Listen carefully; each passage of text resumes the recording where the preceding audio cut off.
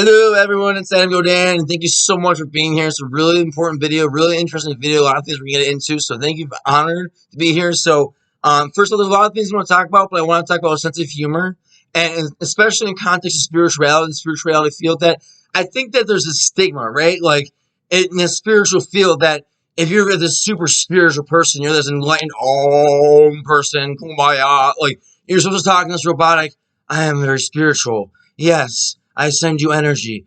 I am so spiritual. I never get angry. I never show a negative emotion. I am in perfect tranquility and peace with the universe 110% of the time. And that's a fake persona, and that's not going to get us anywhere. That's fake. You know, none of us are going to be in this enlightened state. You know, even Buddha, right? And I don't want to sound controversial, but he was still limited by his humanness, right? He was still limited by his humanness.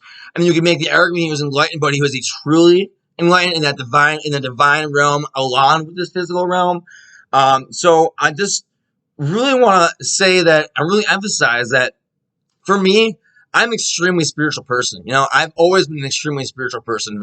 I grew up with my mother who was an astrologer and a healer, and I was exposed to energy and things like this at a very young age. And I see everything I see in my world, I see through the lens of spirituality. Ask anyone who knows me, I am a tremendously spiritual person. I work with the Holy Spirit. I connect with divine consciousness, grounded by that white light, right? So that high vibing energy of compassion and mercy. And those are all the energies I work with. Just love, forgiveness, and energies like that. And that is what will save the world. And that's why I work with energies like that. But you can still be a healer, right? You can still be a healer and make jokes like, you know, you see a witch, run away, you know. I love my witch friends. Don't get out of context, but you know, saying little, you know, expressing your personality. I guess what I'm saying. Like, it's okay to show your personality if you have one. You know, we all have our different characteristics, our own, you know, unique personas. But what I'm saying is that it doesn't make you not spiritual if you happen to make a joke that's what some may consider a taboo joke or a dirty joke, or drop the F-bomb, God forbid. I wouldn't say it, you know. But there, you know, maybe once, and maybe I'll leave it in suspense. Maybe in one of these videos I'll drop the F-bomb just once, and just so they can be provocative about it, as you wouldn't expect it. But what I'm saying is that we are allowed to have a sense of humor and express ourselves and have a personality, and we can still be very spiritual people. That to be a spiritual person is not to be in this enlightened Om state. I am in complete peace. I am going to travel across the world and learn all these healing techniques because I am the enlightened Krishna goddess, gray alien. Like, you know, I don't mean to be dismissive, or I don't mean to ridicule any beliefs, but to me, I think that, you know, another thing that I really want to get into, and it's a perfect segue for that, is common sense.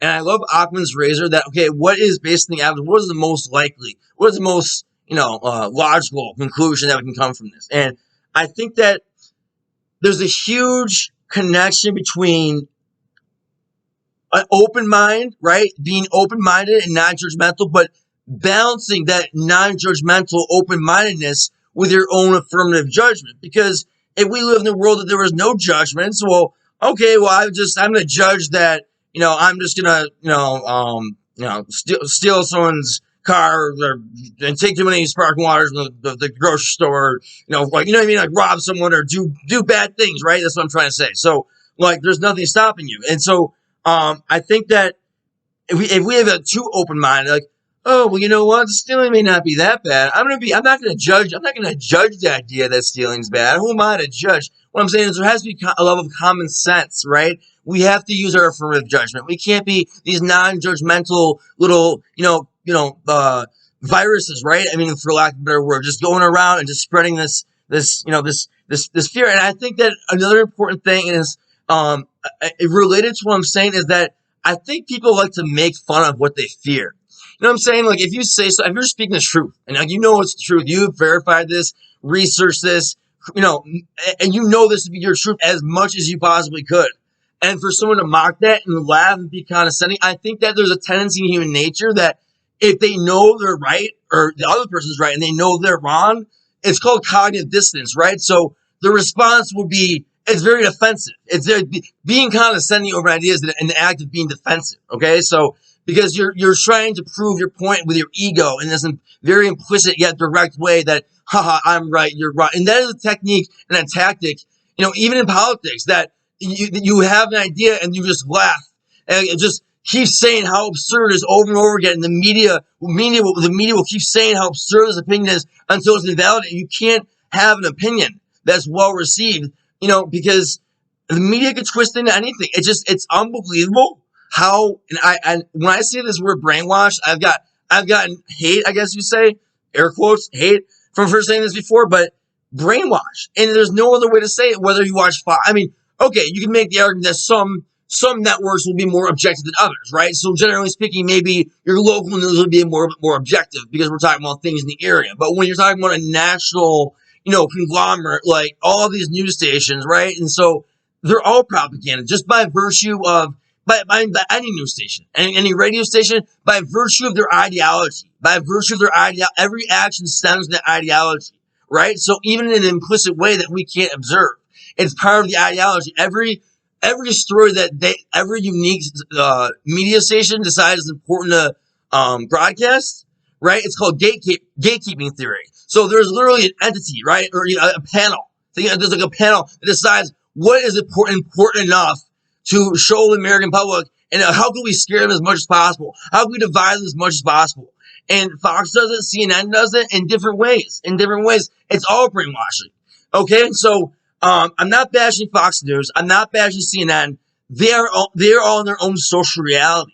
And I'm not saying that there's no truth to what CNN is saying. I'm not saying there's no truth to what Fox News is saying. I'm saying how they manufacture and how they prepare and create that truth, construct that truth in us is always going to be their version of the truth. So what I'm saying is we can't fall for people's version of the truth, because what happens is if someone is seen as super credible, people will just buy it, right? People will just buy it. And so because they like the person, there's that charisma, there's that relatability. So if it's a credible enough source, so like I can tell my girlfriend, I'm just joking. I'm not my actual girlfriend, but right, just using this analogy, I can tell my boyfriend, girlfriend, either way, right? I can tell my girlfriend, my boyfriend, all this stuff, right? Like, no, this is right, and they won't believe you. And then they'll see like a guy with a PhD say it, and they'll be like, oh, well, you're right. And you're like, why were you believing me? So I think that we are so stuck in our own truths and our own, our own social realities that we always lose sight of what's true. So none of us have a monopoly on truth, and that's so important to know. That's what I mean. That silly video on gatekeepers. We're independent gatekeepers. Because it looks better if I do the glasses on. We're independent truth factors. But I'm not even trying to be silly. That video was very emblematic of what the satirical element of it was really self-explanatory in terms of how it relates to the actual process of what this fact-checking is. And what is fact-checking? And now this should not be a political thing. This should be something that and I don't mean to make this American-centric, because most of my audience is not from America. So I don't want to be like, act as if I'm not talking to my audience, because I am not American-centric. Okay, a lot of Americans are American-centric, and a lot of people from other countries are centric. It's tribalism. It's human nature. So what I'm saying is that in America, right? Like, so going back to what I was saying with the gatekeeping.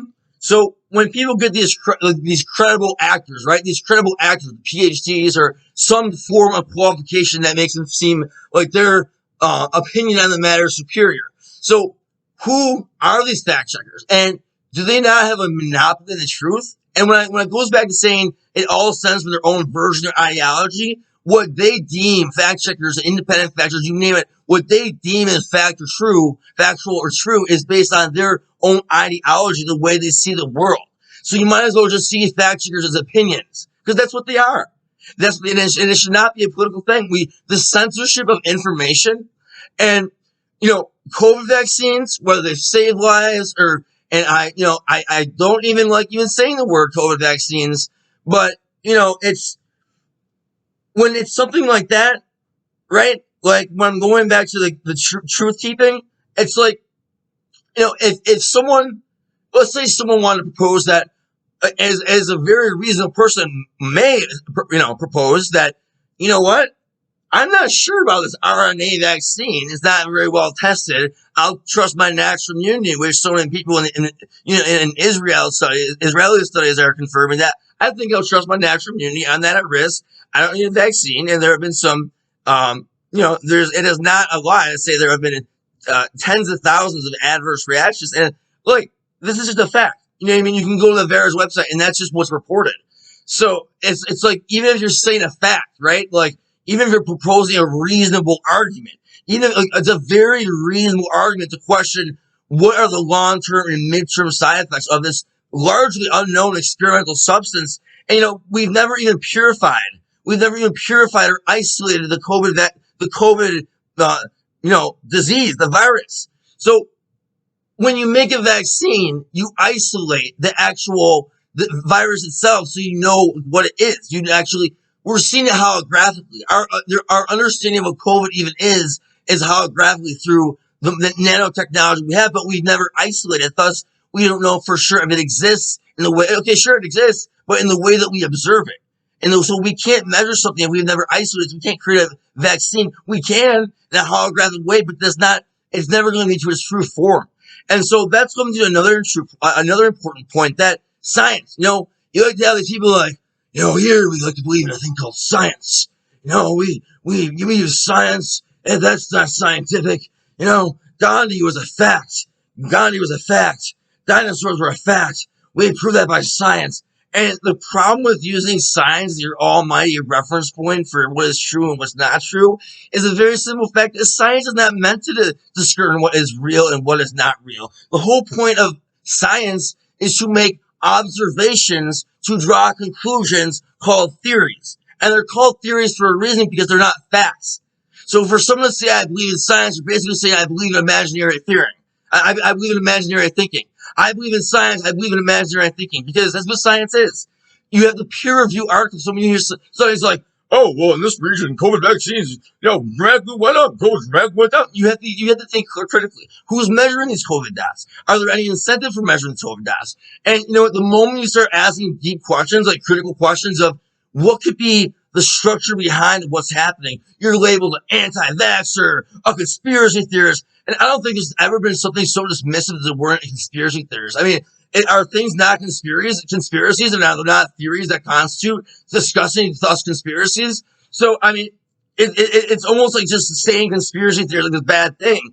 I think a conspiracy theory is a good thing, because it shows that you're thinking critical of something that's otherwise known as fringe conspiratorial to find truth, and you see value in truth where other people don't. So it's a sign of critical thinking. So take pride in being a conspiracy theorist. I'm a proud conspiracy theorist, because it's not a theory. We're dealing with facts. And so science doesn't deal with facts per se, because it's limited to our five senses. Our observations is based on our observations. That's what it's based on. We're human beings. We're limited. So science will always be limited. And the other thing is, science will always be changing. So when people say, like, okay, so what about the vaccines? It's safe and effective. It's safe and effective. It's safe and effective. And even Facebook is probably going to put a little thing. I mean, vaccines are truthful. They're safe and effective. And I'm not arguing that. Okay, I'm not arguing that. They may very well be safe and effective. But how do you measure the word safe? How do you define safe? How do you define effective? And so a fact checker will be like, oh, it's safe. It's not. I'm really not doing much. It's effective. Yeah, the government's telling me it's doing good. It's false. We're fact checker. We're independent fact checker. I mean, that's not how the world works. And so they suppress this information that's really just critical thinking that should be encouraged.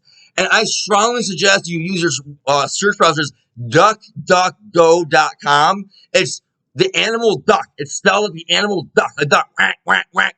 Duckduckgo.com. That search engine will find articles from the internet that are suppressed, that are deliberately suppressed by other search engines. And that is not speculation. That is not conspiracy theorist. That is just, look at yourself. So you're never going to find truth looking at Google. And that's not a diss at Google. If Google wants to run their company that way, I have no problem with that. Google is a private company. Google is a private company. They can do whatever they want. I'm not hating on them for that. I'm just saying, as a fact, they're suppressing information, or they have algorithms, or they have an ideology that wants to suppress us. And you have yourself ask critical questions. Why is this, out of everything, being so suppressed? Now, this must be very important to government, right? So, and like I said, I'm not making this a COVID thing, but You have to ask your sources. All right, so there's a scientific study. Was it peer reviewed? Can you replicate that? What was the sample size? And these are questions that the layman is not very familiar with. So if they hear things like, "Oh, studies improves, studies show that COVID vaccines improve dramatically," COVID, like, it's just a company line. Oh, the safe and effective, safe and effective, safe and effective. So I'm not saying they're not safe and effective, but it's kind of it seems kind of wrong to say they're safe and effective when they've killed so many people, and they have. And if this video wants to get a tag for that, sure. But my point is, you have to critically think. Okay, so there's all these COVID deaths. Well, did they just die and have COVID, or did they actually die from COVID? Because there's a lot of incentive to just mark people who die from COVID as COVID deaths. And the CDC has openly admitted this. If someone dies, they have COVID, it's a COVID death. Okay? And then this is not even disputable. This is what the CDC said. And you can research yourself, but you're never going to find it on Google. So my point is that don't trust your almighty government. And I'll take that back. Trust your community. Trust your community. We can't be anti-government because then we're isolating ourselves from society. We can't be anti-government. We have to be pro-common sense and pro-community. It all starts with the community. Do everything that you can in your community, and it starts there. And so even if someone hates Big Ben or Big Brother, or the other one, Big Ben's a beautiful structure. I saw it when I went to London. Big Brother, if you're just, it's this, you can have this anti-government sentiment, right? Because your community needs you. When I say your community, your immediate community. You could be in New York City, it could be your, Manhattan, Queens. That's your community, and to improve that, and that's our obligation as society in order to improve our communities, because we all have different parts, we all have different functions, we all work together, and we're all complementary, and we have similarities, we have differences, but that's what makes us great. There should be countries. There should be a country of America. If you look at a map, it's like these imaginary lines. You very easily see how someone could be like, "Oh, well, it's just these imaginary lines, and we should all just get along and be this one big world and this one utopic society." And people don't understand that. And I'm not making this political. I'm just being matter of fact. It's not a political statement to say communism is all about control. That is not a political statement. That is a fact. It's a fact.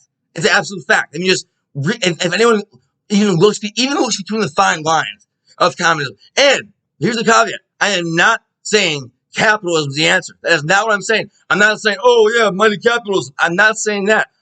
So there's this binary, right?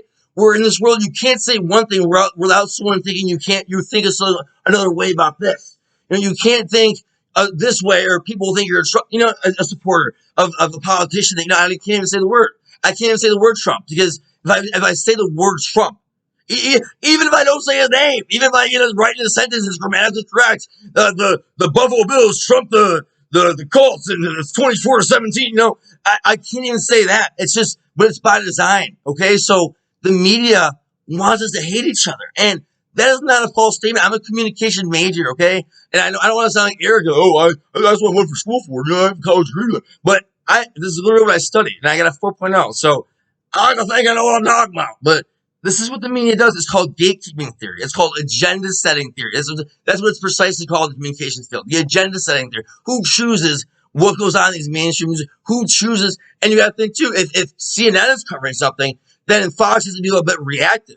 You have proactive stories trying to set your agenda, but you have reactive stories. So it's a constant game of trolling between different news stations, getting reactions, and to get the desired effect. And I'm writing a book on this, and the anyone who likes this status can get a free book.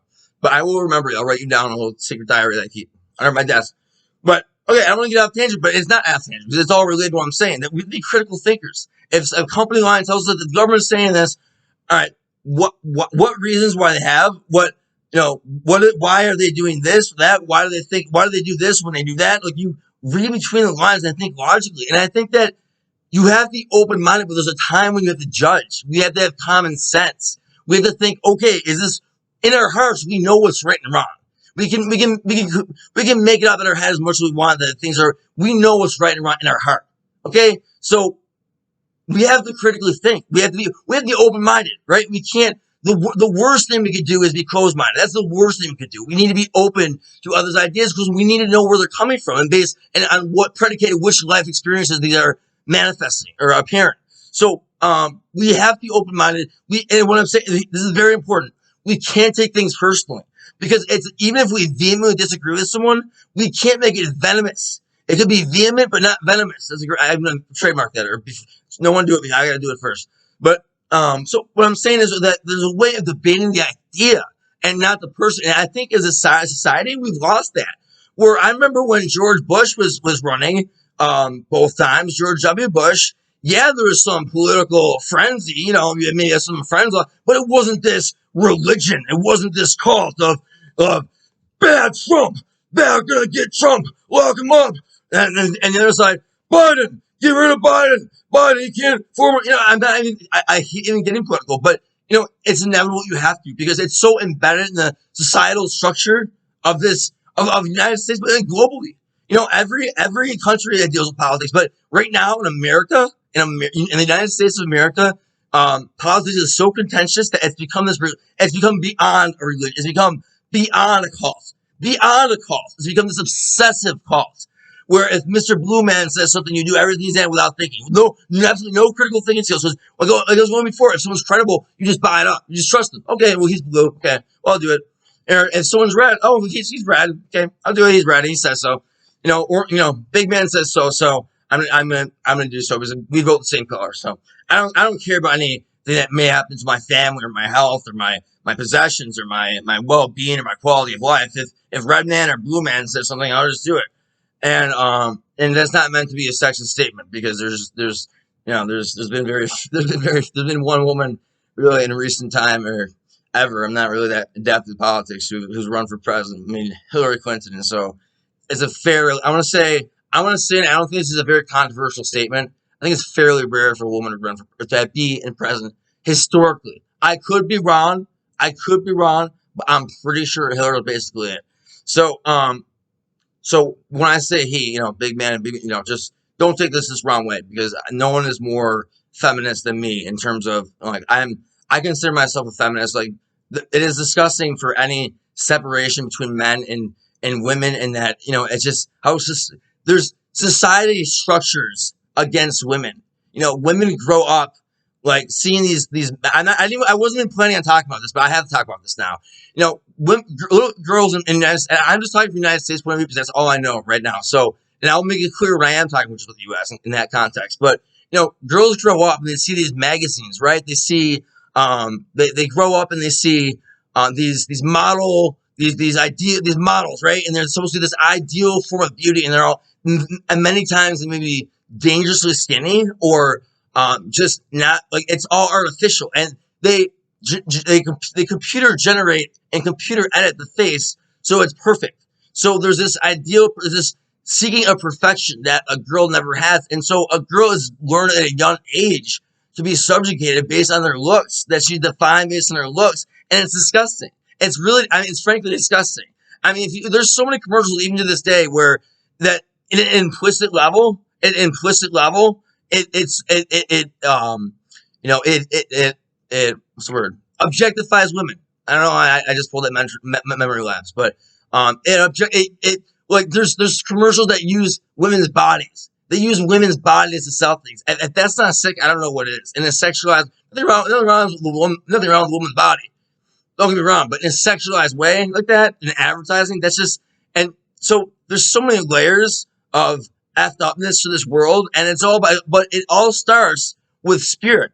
And I think that I'm gonna end. I know this has been a long video, so I'm gonna end it on that note, that the closer we are to spirit, to the divine, and if you don't believe in God, and I do, and my conception of God is the oneness of everything.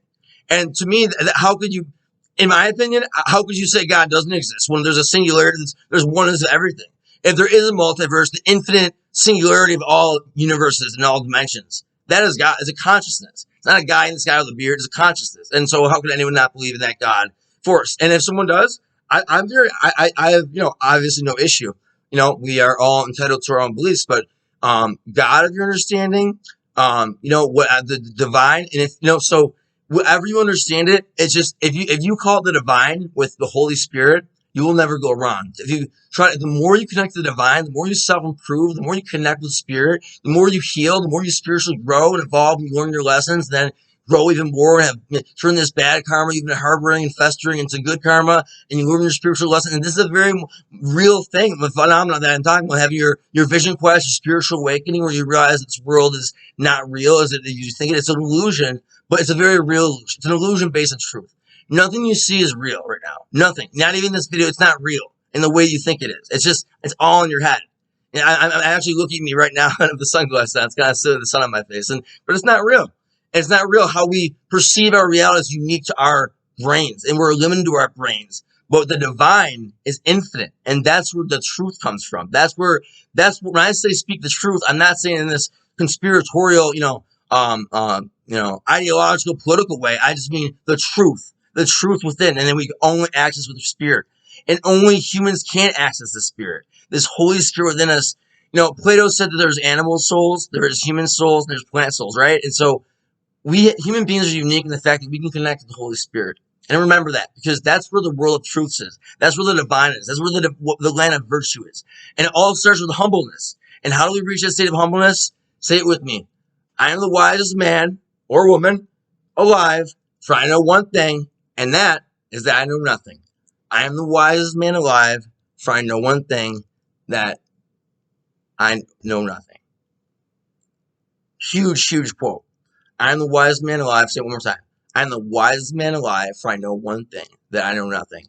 And so we have to have this open-minded humbleness that first come from a place that we don't know anything, and that we can't accept things as facts. We have to just think of them as most true based on our life experience. So you can never say, oh, they're safe and effective. You can say they're likely safe and effective. You can say we think they're safe and effective, but just so condescendingly and so conclusively just say, oh, they're safe and effective. I mean, no, you can't do that. That's not critical thinking. And I'm trying to really awaken my audience. And a lot of people know this, and they just enjoy watching my videos and cool. So they don't even need this history lesson. So what I'm trying to say, right? So, critical thinking, questioning our reality, questioning the information we're told, having an open mind, being intellectually honest, being humble to know that you may not be right. If someone's debating, I cannot tell you how many times this happened to me, where someone has tried to debate with me, and I was so firm in my conviction. I was like, no, I'm right.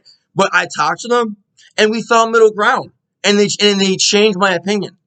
It was actually about guns. Just to be specific, it was about guns. I was a little too, I had an opinion of guns about freedom, right? And that I have a middle ground, right? That I understand that there's different types of guns. There's different types of contexts where people need guns. And so my next video I'm going to do is about natural God-ordained rights. And you don't have to believe in God to vibe with it. It could be divine ordained rights. If you want to rephrase it that way. I say God, and that's my understanding of God, but whatever you want to say it. But I leave that with you, because it's so important that we listen to other, even if we're convinced, you're laughing at them inside, they're wrong. That's ego. Just be open, listen to what they say, because there's truth in everything, and that is so important. Remember, there's truth in everything. Even if there's someone you vehemently disagree, you can't go on this tirade and be like, no, you're wrong, no, you're dumb. And you start making these this personal attacks. But it's silly. It's immature. It's childish to make personal attacks based on your beliefs. We have to come from a place of humility. None of us know anything. And honestly, in my opinion, before every presidential debate, they should have both candidates put this in their freaking heart and say this. I acknowledge that everything I may say could be completely wrong. However, I debate this as what I believe to be most true based on my life experiences. There, bingo. That's what we should say before every debate. Because what happens, we feel so confident that we're right? And what if we're not? And we're not always right. And we have to admit to ourselves we're not always right. We need intellectual humility. We need to get along, and we need to just be critical. And we need to think critically, balance judgment with open-mindedness, and understand that science does not tell reality. No one ever said science told reality. It's constantly changing, okay? So it's based on observations and facts and what we believe is most true. So science is a very good thing. I love science. We have to think scientifically, but we have to use science, right? It's not like we don't use science. I mean, that's silly. But we have to understand its context, and that doesn't reveal everything. And I leave that with you, and I love all of you guys. I just appreciate you so much, and like I seriously just love you. I'm so glad for you liking my page, being a part of this movement. I love you.